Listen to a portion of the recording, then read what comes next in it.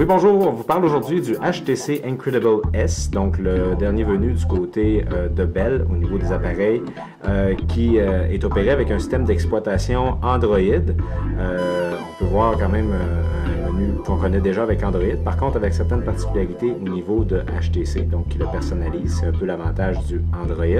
Une excellente qualité d'écran, on va regarder tout à l'heure quelques comparatifs, mais pour l'instant, si on s'attarde à l'appareil, physiquement parlant, c'est un appareil qui est plastique. D'autres sites Internet qualifient sa conception d'une conception de base, compte tenu que c'est une conception d'un appareil qui est complètement plastique. Si on compare avec l'iPhone qui est avec une conception beaucoup plus métallique. Par contre, c'est un appareil qui, au toucher, se prend très bien. C'est un appareil qui semble vraiment aussi avoir une certaine solidité. Donc, un beau modèle au niveau d'HTC. On remarque également la caméra arrière, donc la caméra qui, du côté d'HTC, offre un 8,1 mégapixels avec deux flashs, donc prend d'excellente qualité photo et vidéo.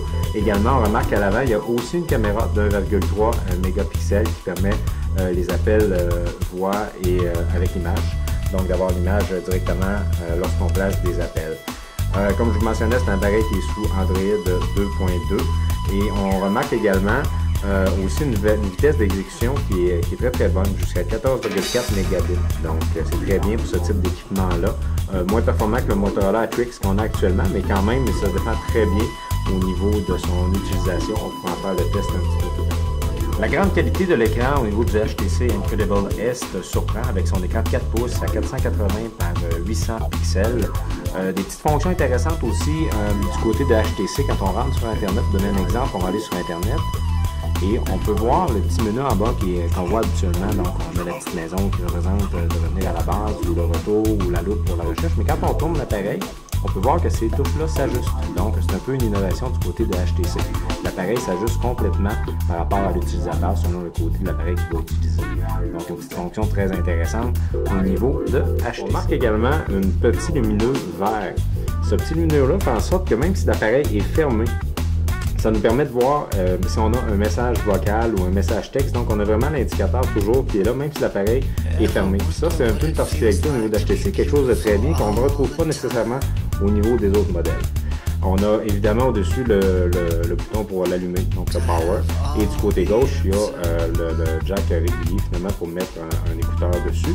Et on a les touches de volume qui sont sur le côté. Et on parle d'un chargeur micro USB, donc tout ce qui est plus standard. Donc une belle machine, je dirais, du côté d'HTC. On vous a mis ici un comparatif, surtout au niveau de l'écran. On parle entre le HTC, le nouveau HTC Incredible S, le Samsung Galaxy S qui est déjà sur les tablettes depuis au moins 6 mois, et également le nouveau Motorola Atrix. On a été surpris parce qu'au premier regard, on se dit c'est sûrement le Samsung Galaxy S qui donne la meilleure capacité d'écran, si on veut la meilleure qualité d'écran au niveau des couleurs. Par contre, on s'est rendu compte que le HTC donnait une qualité de brillance surprenante et surtout une définition incroyable. On voit vraiment une différence entre le Samsung Galaxy S et le HTC, mais également le Motorola Atrix donne aussi également une belle définition d'écran. Donc, bravo pour HTC, parce qu'ici, on parle d'un appareil qui est offert à 499,95 $, donc dans le prix. Et actuellement, avec les remises du côté de Bell, c'est un appareil qui est offert avec une attente de 36 mois au coût de 99,95 $.